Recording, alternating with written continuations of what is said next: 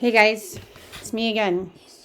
I'm coming on today because, like I've said in previous videos, I've always wanted to talk about like what goes on with me. I hope is going on with others, and if they are going on for you, then maybe this will be helpful. I'm getting a sense that in my last video I had talked about how we may be having trials or tests that are coming up, and at least for me, I think I have a hindrance as to what it's about.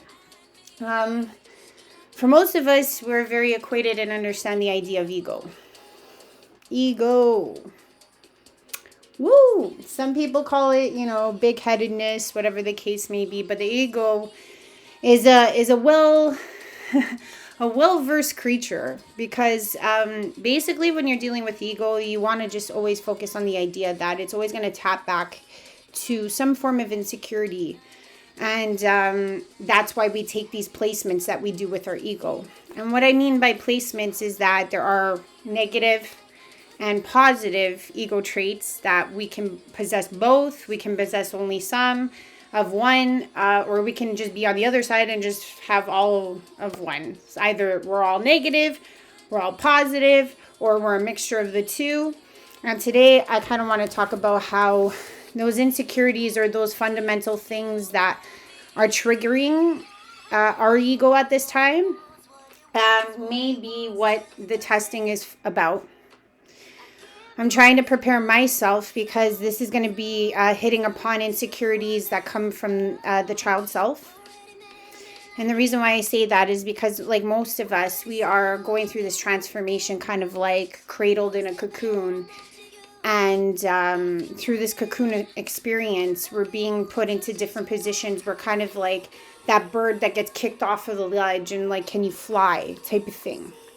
Because we're being ripped out of our previous existence and we're going into a brand new existence. So the ego that we once possessed when we were in our past life has to die because we now have to fight the insecurities that we've had probably running all the way from childhood and come forth in this new life and navigate and do that balance with our ego once again, because now we're in new terrain. And what worked for us with our old past ego self can no longer be brought forth or forward. So that's kind of what I wanted to talk about today, because for me, like, I know this has been kicking my ass, like seriously kicking my ass. Like, I'm going to show you a board, and then I'm going to talk about myself a little bit, and then hopefully this will help others, because a lot of us may be going through this. And I feel like this test is going to be, like I said, it's because of past work. It's because of what we've been doing thus far. So I hope that this can shed some light on what I perceive to be my personal, it's like kind of like, when you see in movies where there's like this portal. There's a portal standing in front of you, and it's got this like wall of like liquid water, and you have to like go through it to get to the other side. And I kind of feel like that's what's going down now. So I wanted to share this, and hopefully this can help, because at least mentally we can try to prepare ourselves and do this purging that we need to do through the ego self, or reinventing our ego self. I hope that makes sense. Yeah, you guys get it, right? I know you guys. You're my fan. You guys get it. So basically, like I said, I did the board again. Me and my boards. And this is... Oh, sorry, guys. Let me get this. Okay. Can you guys see? So I put ego. First off, I wanted to go to the, negative ego traits. We got power, respect, status, beauty, self-absorbed, self-aggrandizement. If you don't know what those things are, I'll go in and explain them. On the positive side, someone who's focused, dedicated, strength, fortitude, relentless, resilient, purposeful.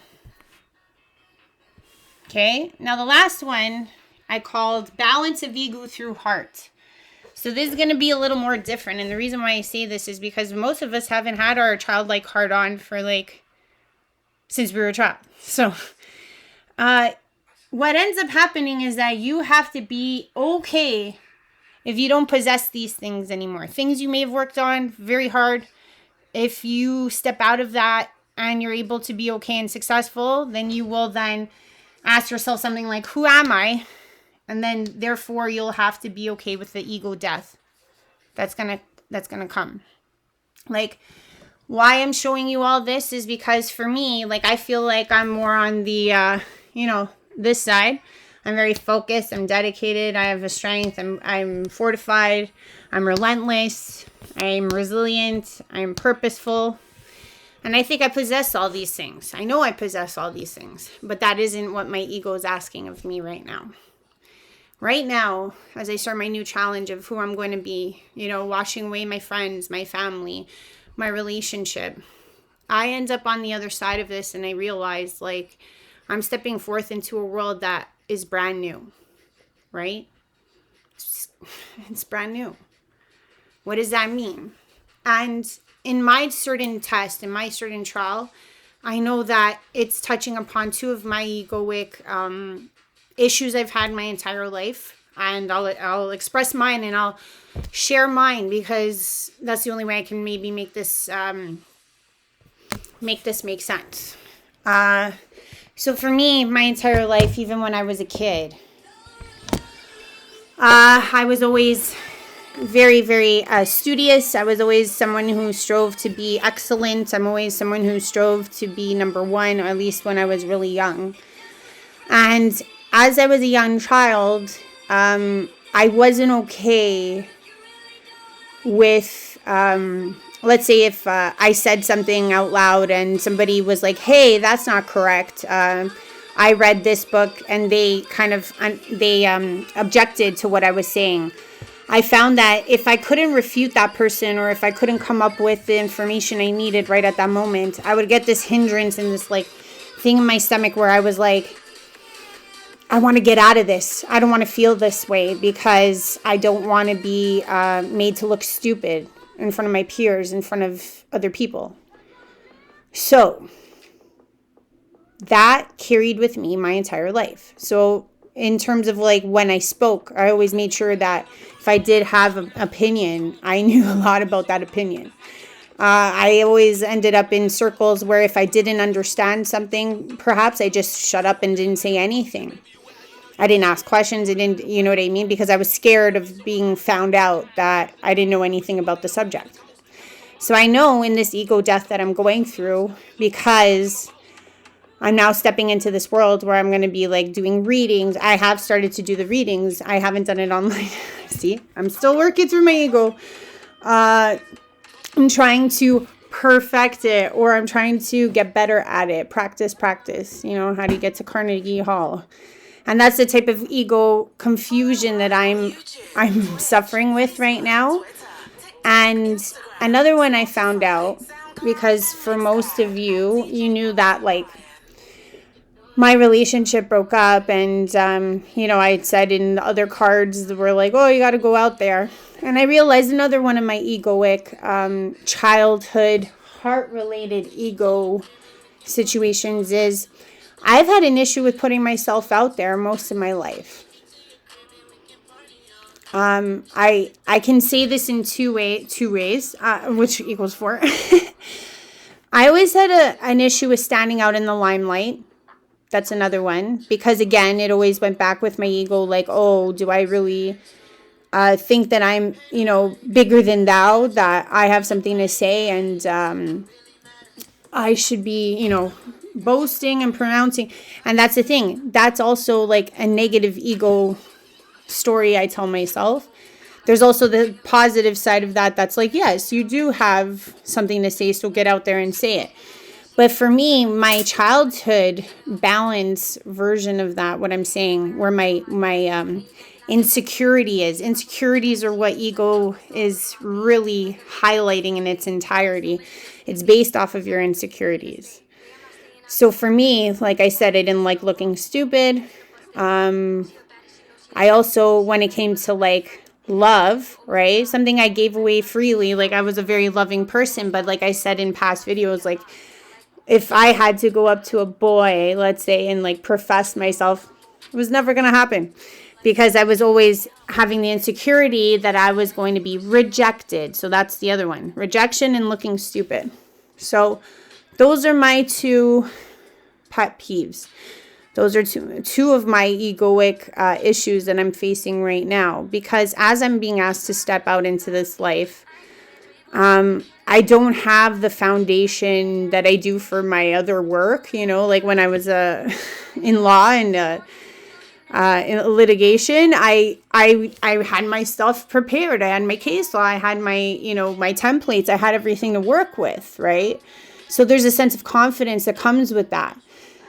And I'm relating this as I step out into this new world of embodying who I truly am and putting it out on a plate, like as if I'm, dinner for people to eat. In a sense, it's kind of like I myself become the product or the image or the item that is being offered up.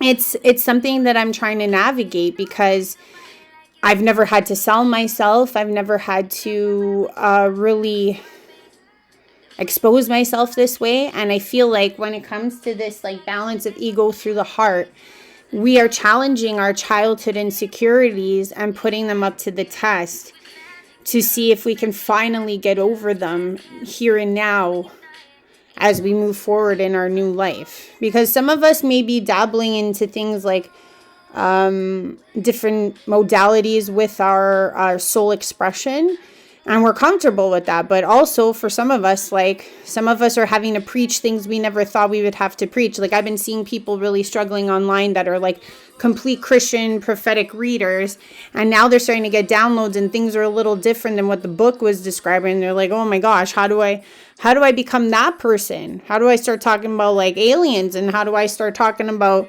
intergalactic whatever? So there's this crossbreed of understanding. That's just one example. There's other people that have never been into spirituality, period. You know what I mean? And I feel like even if somebody has up until this point been comfortable with how they've been showing themselves to the world, I feel like, and I'm not trying to be rude or anything, but a lot of us are on YouTube. Do we still profess the same way we do in our homes? Do we still profess the same way when we're out on the streets? Some people may. But someone like myself, who's got these two insecurities that I'm working through in my child egoic death self, I'm having to really push myself to go out of my character, out of my box, because even in my old self, I would hide those ego traits far in a closet, way far away, because I could always go around them. I'll give you an example back to what I was saying about when I was a kid and how I couldn't ask out a guy. I remember I was very sporty. So if I did like a boy, I would just play a lot of sports with them and try to talk to them. And I was going around it, right? I wasn't really saying to the boy hey, I like you, No, I just used something else to try to get close to them and then see if they would come to me type of thing, right? So, and I know this sounds weird, but that I know what I'm being faced with right now, because right now I got to go out to people and I got to start saying, hey, I choose you. Hey, this is me, it's not as easy. Some people are very comfortable because some people, like I said, worked on maybe have the balance of the negative and the positive ego sides, and some of them maybe are a little more self-aggrandized, they're already comfortable in all aspects. They could go up to anybody and be like, hey, but they may struggle with things like dedication. You know what I mean? There's always a toss-up. There's always something that somebody's got going on, lingering in their old childhood insecurity box. So I'm just expressing this because I feel like this is what these tests are going to be about. Because even though I've given up everything, I'm still trying to navigate my way and say oh, hey, I'm going to become a spiritual healer of some sort. And this is who I am. And this is what I'm transforming into. It's not an easy intro. You know what I mean? It's there's been people all around me my entire life. And now I'm hey, you want a reading? What's up? It's different. Oh, you want to talk about God? Let's go. That I don't have a big issue with, because God speaks for himself, herself.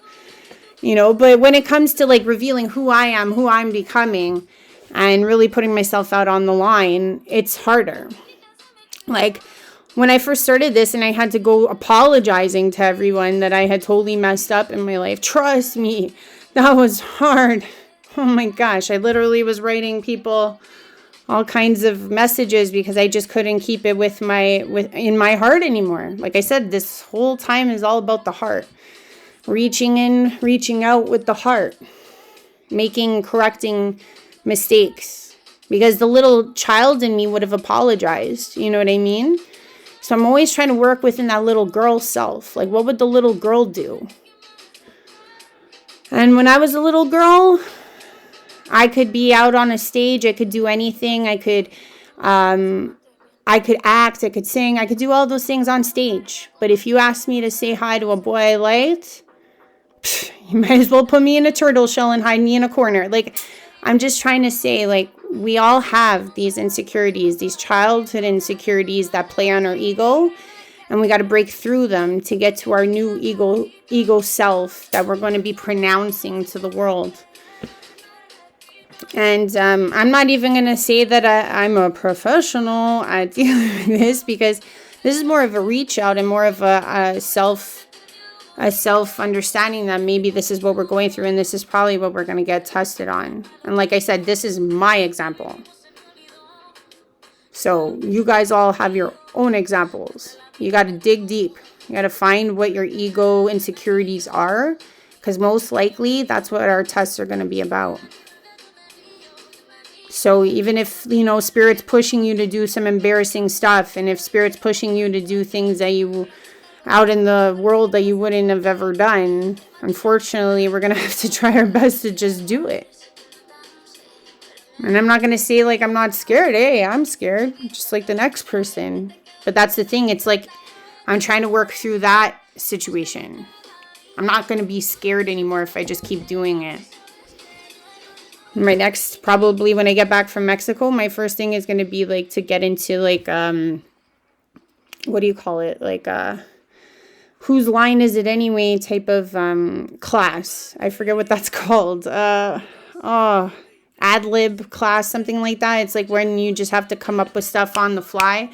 I need to do that because, like I said, back to that, like, I don't like looking stupid thing. I got to put myself out looking stupid all the time till it becomes normal.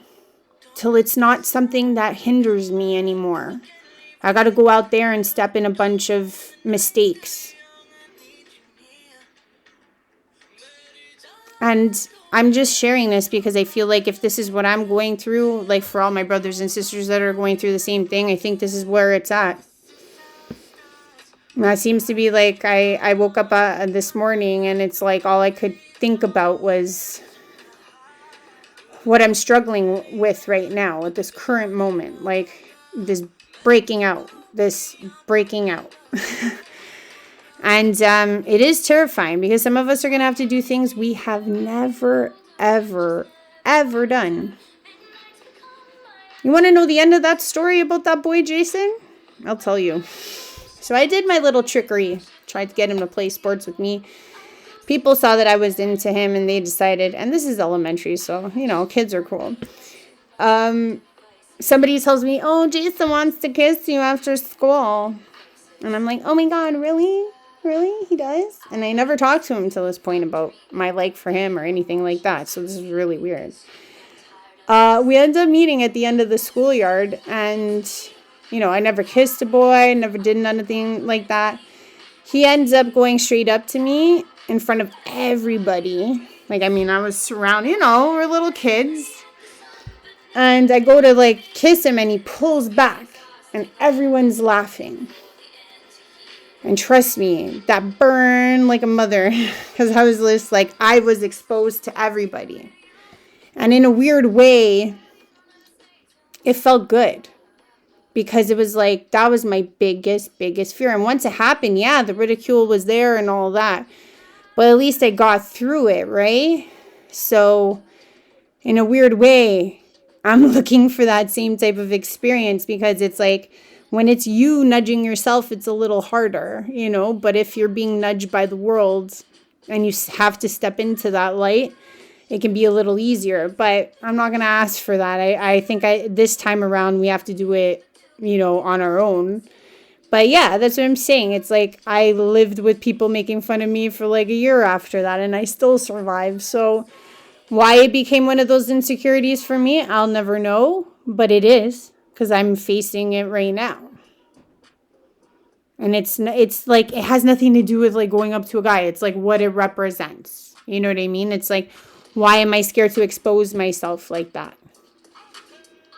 Those ways that we're scared to expose ourselves is really what I think is going to be popping off with these next trials. So for those of us that haven't really worked on this, we may want to get on it, because we may have to do things that we're really scared of, and we got to break through it. So that's all I'm going to say for today. There's no tarot. There's no poems. This is just reach out to my brothers and another human heart to heart. And I'll catch you guys on the... Oh, yeah.